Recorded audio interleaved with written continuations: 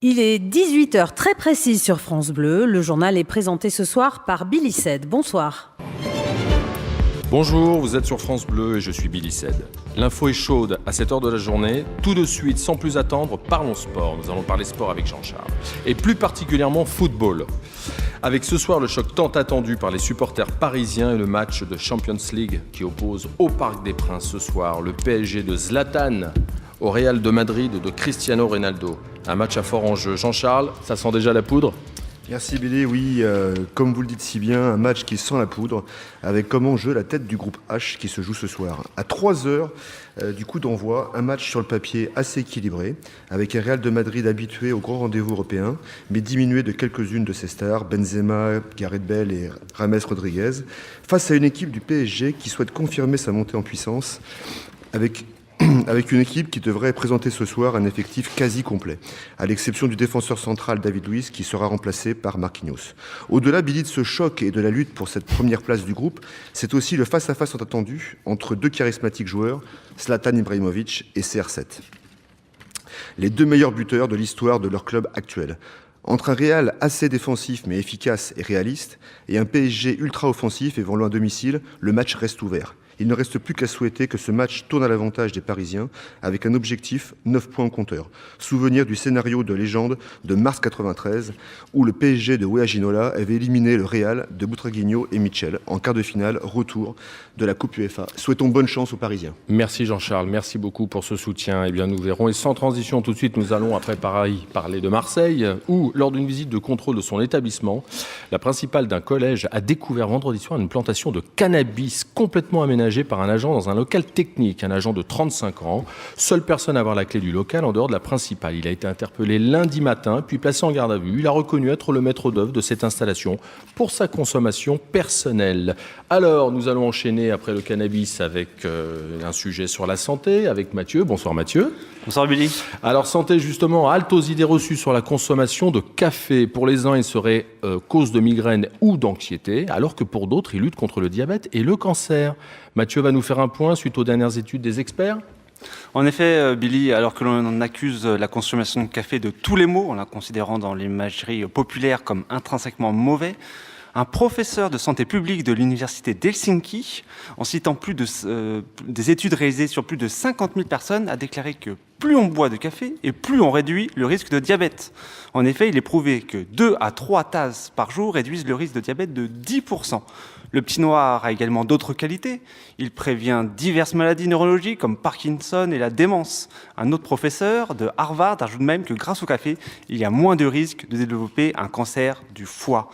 Pour conclure, un petit conseil, mieux vaut privilégier la consommation de café avec un filtre, car un café non filtré peut augmenter le taux de cholestérol dans le sang. Il appartient donc à chacun de déterminer la dose de café qui lui convient, car nous avons tous des façons différentes de la tolérer. Tous à vos cafetières. Bien, super. Et après le feu du café, nous allons justement en direct du PC Sécurité de la Maison de la Radio. Notre reporter Lionel Bernard va nous parler de sécurité incendie dans notre honorable maison France Bleu, une radio Radio France. Lionel ? Oui, merci Billy. Comme vous l'annonciez en lancement du journal Actualité chaude au sein de notre vénérée maison. En effet, je suis actuellement au PC Sécurité de la Maison de la Radio qui est en pleine effervescence. Car ici vient de s'achever un exercice de sécurité, comme c'est le cas d'ailleurs 3 fois par an. Je suis en compagnie du capitaine Luce Rabillé et de ses 10 pompiers permanents. Et tout ce petit monde semble satisfait. En effet, mon cher Billy, sachez qu'il a fallu moins de 30 minutes pour mettre les 1500 personnes du 116 avenue du Président Kennedy sur le trottoir et moins de 3 minutes pour que les pompiers de la caserne d'Auteuil viennent prêter main forte. 1 an, presque jour pour jour, de l'incendie qui avait dévasté une partie de nos locaux et la mise à niveau maximal du plan du Vigipirate, les questions de sécurité sont devenues ici des sujets brûlants. En direct du PC Sécurité de la Maison de la Radio pour Radio France Paris, Lionel Bénard, à vous les studios. Merci Lionel. Eh bien, de quoi boucher le trafic automobile, avenue du Président Kennedy. Alors justement, restons dans l'automobile. À savoir que le géant japonais de l'automobile Toyota a annoncé mercredi le rappel de 6,5 millions de véhicules pour vérifier le bon fonctionnement de la commande principale des vitres, évoquant un risque de surchauffe et de dégagement de fumée. Il faut savoir que ces derniers mois, le groupe a dû convoquer au garage près de 10 millions de voitures pour un problème d'airbag défectueux.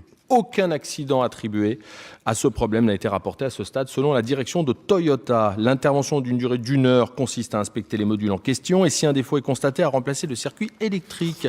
Alors justement, nous restons dans l'automobile puisque comme invité, nous avons ce soir le plaisir d'accueillir Stéphane Camp, expert Citroën en système de dépollution, spécialiste des moteurs diesel. C'est notre ravissante Isabelle qui l'interroge aujourd'hui. Stéphane Camp, bonsoir. Bonsoir.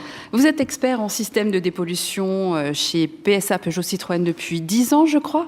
J'aimerais que nous revenions sur l'affaire Volkswagen qui a ébranlé le monde de l'automobile dernièrement, avec notamment le trucage des normes anti-pollution. Comment être sûr que le groupe PSA respecte scrupuleusement ces normes ? Bonsoir Isabelle. Je comprends votre inquiétude et l'inquiétude des Français, mais je tiens à vous rassurer. PSA Peugeot Citroën DS a en termes de pollution et d'écologie 2 enjeux majeurs. Le premier, c'est protéger la santé des Français et de leurs enfants. Et le second, préserver le pouvoir d'achat des Français. Mais les tests anti-pollution sur lesquels que nous évoquions ensemble, oui. Est-ce que nous sommes assurés aujourd'hui que les conditions dans lesquelles elles sont pratiquées sont réellement faites en conditions réelles chez PSA ? Oui, c'est l'inquiétude qu'il y a au niveau des différents médias. Les différents contrôles faits auprès des moteurs diesel de PSA sont tout à fait faits au niveau des conditions de circuit, c'est vrai, mais également au niveau des conditions réelles dans les différentes usines que nous avons.